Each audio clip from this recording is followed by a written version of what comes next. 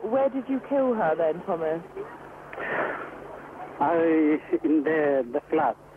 But what did you do? Did you use a weapon, or how have you done this? Weapon. What type of weapon? Knife. So you've stabbed her? Yeah. But where is her body then? I don't know. Well, you must know because you've done this. I get out from there.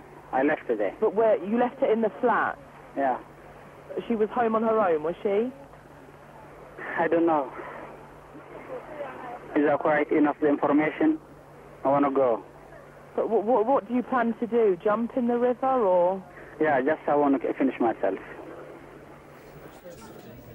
Our correspondent Alistair Bunkle is at the Old Bailey. Alistair, chilling audio there. Remind us of the background to this case.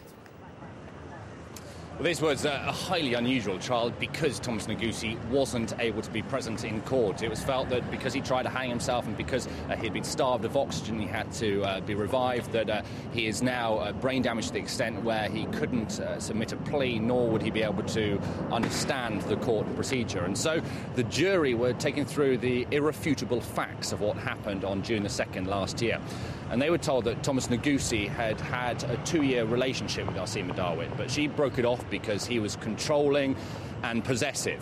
But then on the 2nd of June, he, being very jealous, decided to follow her home from school. And they had an argument near a lift in the block of flats where she lived with her family in Waterloo in South London. And he stabbed her 30 times. He left her for dead, and he made his way to the Hungerford footbridge where he was threatening to jump off and kill himself. But he made that 999 call to police. The emergency operator kept him speaking for a whole 35 minutes, and police managed to track him down and arrest him. Now, previously, a few weeks before he killed Arsima Darwin, he had assaulted her. He had beaten her up and he had made threats to kill her. And her family made this complaint to the police, but they felt that they didn't really pursue it, they didn't take it seriously. And so that's now subject to an IPCC investigation. And when the family solicitor, with the family, paid tribute to Arsima Darwin outside court, they also touched on that matter.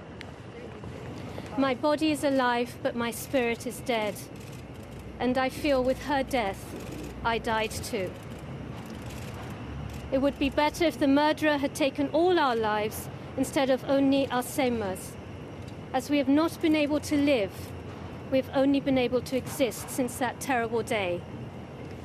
I feel Arsema's life could have been saved if the police authorities had taken action when I approached them before she died.